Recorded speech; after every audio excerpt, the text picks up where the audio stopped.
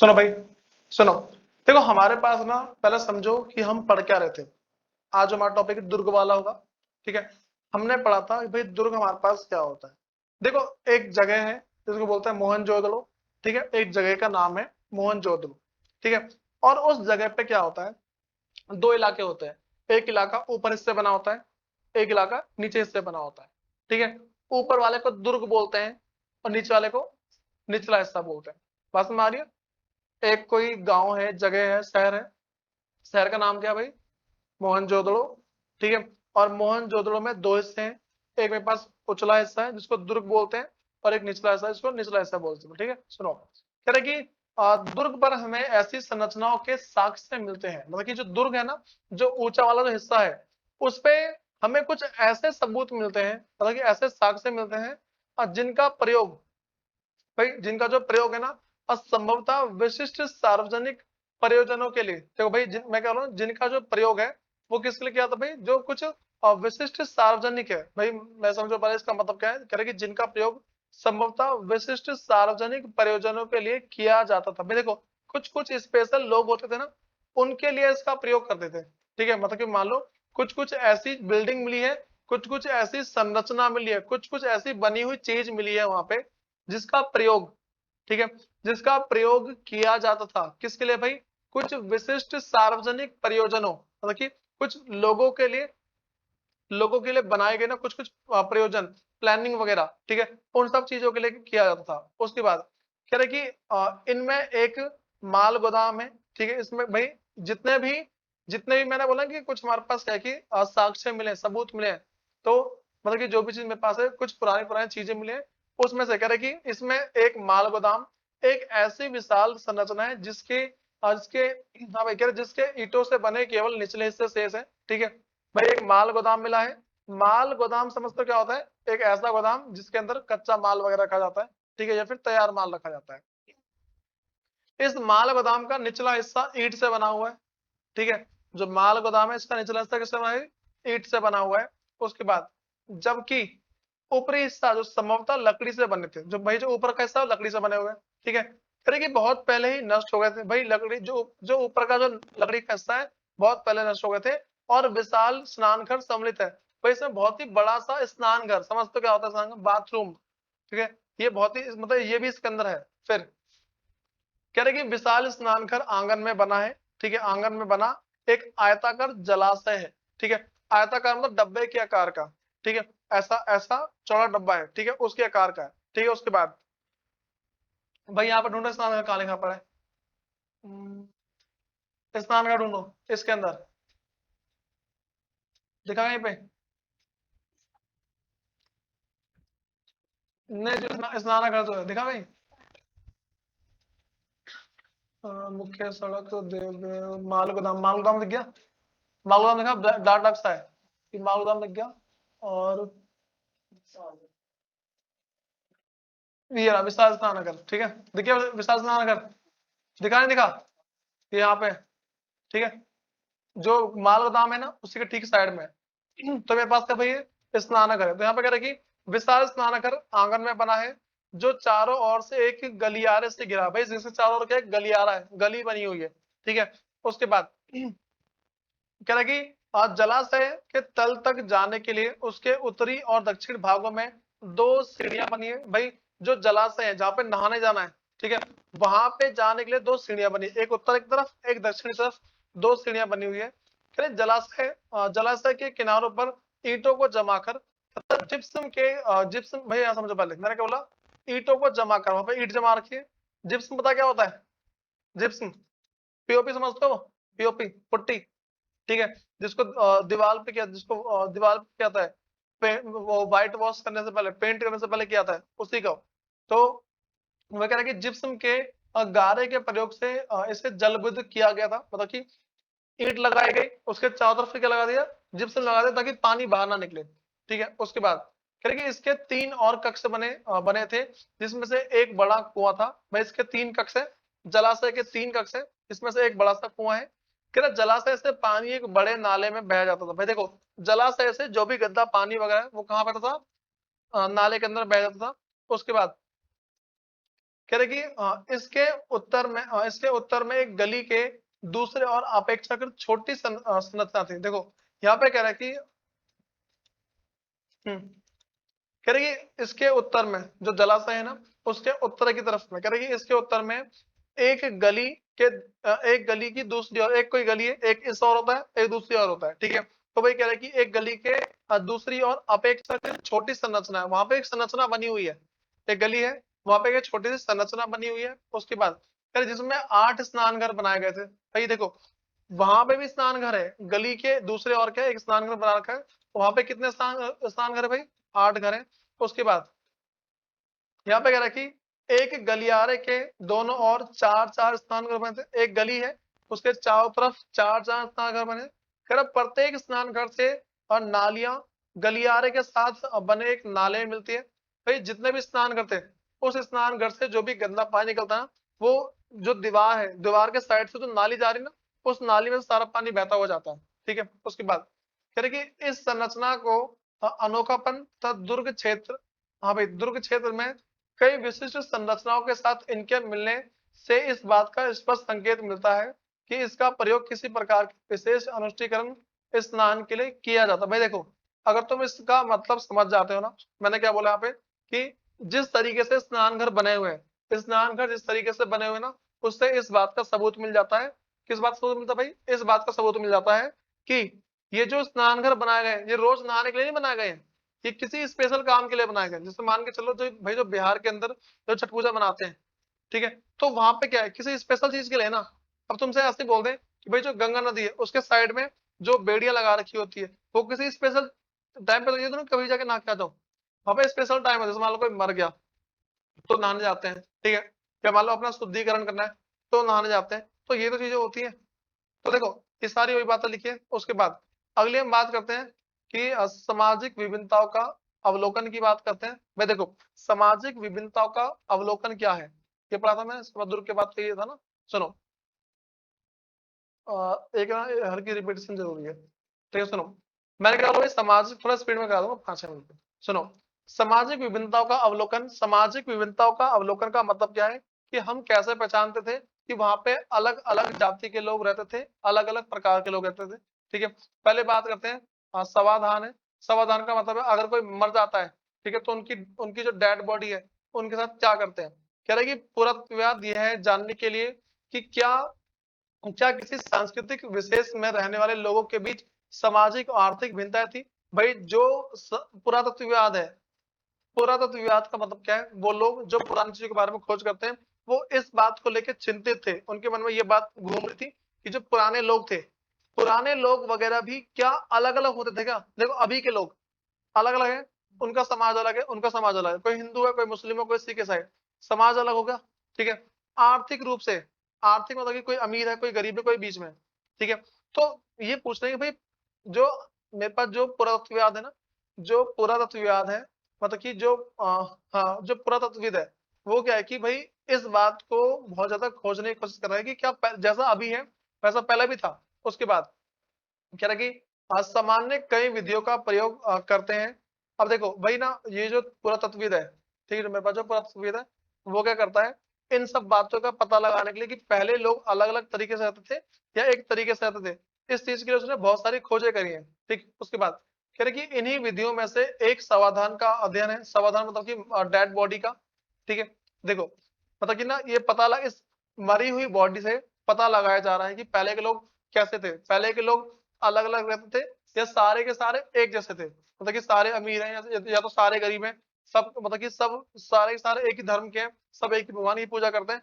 देखो अभी तो सब कुछ अलग अलग है ना, अभी सब अलग अलग भगवान की पूजा करते हैं, ठीक है, और अलग अलग तरीके से काम करते हैं, उनका धर्म अलग है, उनके पास पैसा अलग तरीके से, तो ये तो अभी चल रहा है। तो जो पुरातत्वविद है वो ये सोचता है कि भाई क्या ऐसा पहले भी था क्या, ठीक है। उसके बाद कह रहे कि आप संभवतः मिस्र के विशाल पिरामिडों जिनमें से हड़प्पा सभ्यता के मतलब कि समकालीन थे से परिचित है। भाई देखो अब पिरामिड के बारे में पता क्या होता है? पिरामिड पुरानी मूवी देखा होगा, जैसे मम्मीज वगैरह वाली मूवी में देखा होगा, ठीक है। सुनो कह रहे कि इनमें से कई पिरामिड राजकीय समाधान थे। भाई जो बहुत सारे पिरामिड है ना उसके अंदर ना मतलब कि लाशें वगैरह रखी जाती थी, ठीक है, और उसके बाद लाशों के साथ ना भाई संपत्ति वगैरह रख जाती थी। यहाँ पे वही कह रहा है कि इनमें से कई पिरामिड राजकीय समाधान थे, जहां बहुत बड़ी मात्रा में धन संपत्ति दफनाई गई थी।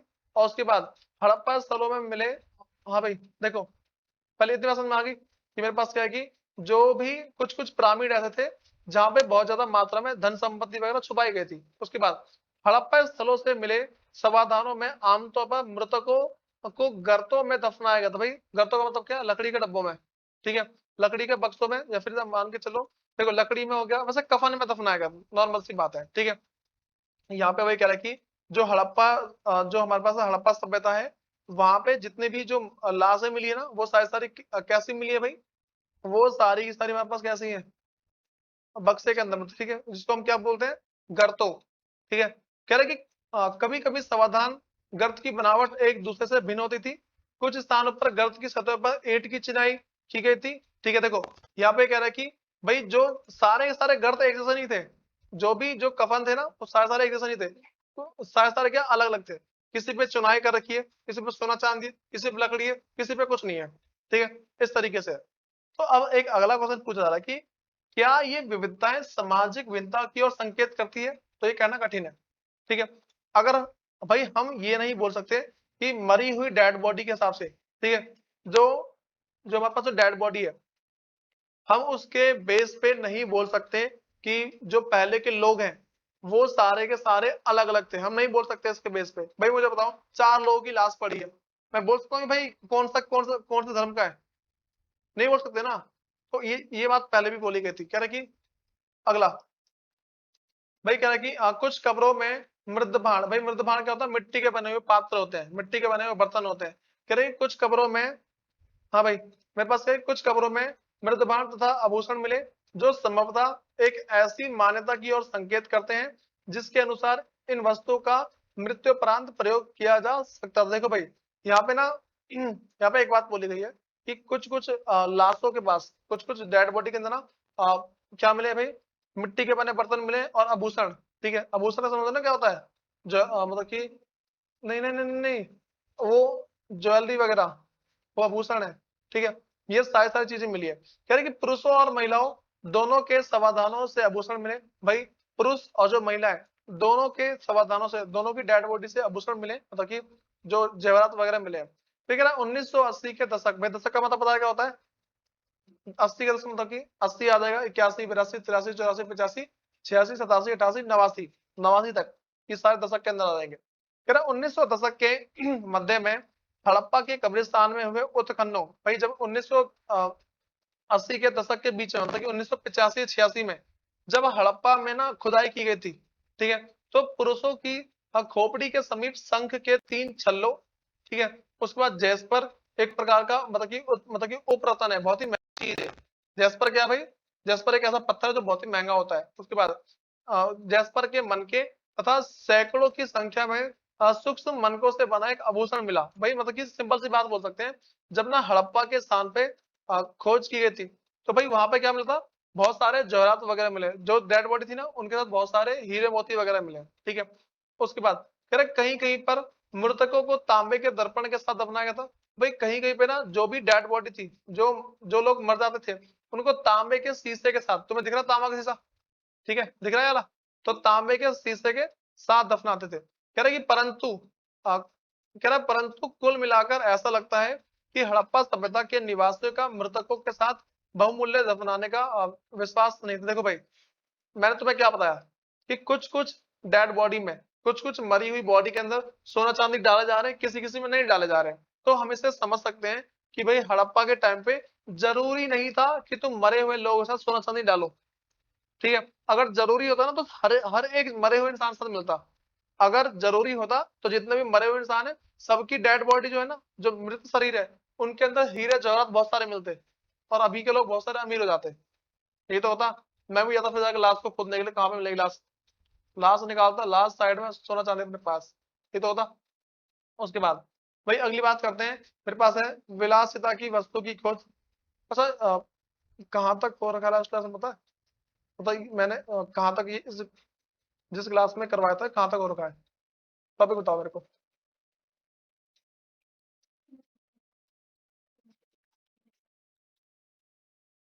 नहीं, यहाँ तक तो हो रखा है इस क्लास में, जो मैं पढ़ा रहा हूँ, ये वाला कहाँ तक खत्म होगा, बस विलासता की वस्तु खत्म होगा ना। ठीक है सुनो भाई, अगला देखो, अगली बात करते हैं विलासता की वस्तु की खोज। तो मैं बस भाई एक बात समझनी है, मैं इसके बारे में हल्का सा बताऊंगा। पहले समझो विलासता की वस्तु क्या होती है। जो वस्तु दिखावे की होती है ना, सोना चांदी हीरा मोती, ठीक है, सोने की टोपी, सोने के जूते, सोने के ग्लव्स, सोने के कपड़े, चांदी वांदी के कपड़े, ठीक है, ये सब क्या हमारे पास विलासिता की वस्तु होती है। अगली क्या होती है, उपयोगी वस्तु। उपयोगी वस्तु क्या होती है, जो जिसका उपयोग किया जाता है, जैसे मान लो कि बर्तन हो गया, लोटा हो, कुल्हाड़ी हो गई, ये सारी सारी चीज, ठीक है। अब समझो, कह रहे कि सामाजिक भिन्नता को पहचानने की एक अन्य विधि है ऐसी पुरावस्तु का अध्ययन जिन्हें पुरातत्वविद मोटे तौर पर उपयोगी तथा विलासिता की वस्तु में वर्गीकृत करता है, ठीक है। देखो, दूसरा तरीका क्या है मेरे पास, उनकी संस्कृति पहचानने का। जो मेरे पास जो पुराने लोग हैं, उन सबकी संस्कृति पहचानने का दूसरा तरीका मेरे पास क्या है भाई, तरीका क्या है अगला मेरे पास, वो तरीका इस तरीके से है कि भाई जो भी मेरे पास ना, मतलब कि जो भी वस्तु मिलती है, एक मेरे पास विलासिता की वस्तु हो सकती है, दूसरी मेरे पास क्या होगी, उपयोगी वस्तु, ठीक है। इसके आधार पे हम कर सकते हैं क्लासिफाई, ठीक है।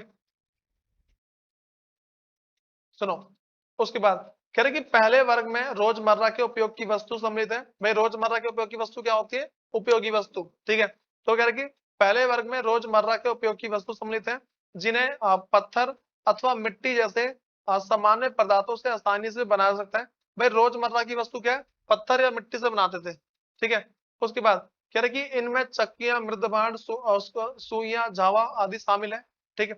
ये सारे सारे मेरे पास क्या भाई, जितनी भी सारे सारे मेरे पास उपयोगी वस्तु है। उसके बाद कह रहे कि हाँ भाई, ये वस्तुएं सामान्य रूप से वस्तुओं में सर्वत्र पाई जाती है। मतलब कि भाई मैंने क्या बोला, ये जो मेरे पास वस्तु है, ये क्या वस्तुओं में सब जगह, यहाँ लिखा है ना कि सर्वत्र पाई जाती है, सर्वत्र पाई जाती है मतलब सब जगह पाई जाती है, ठीक है।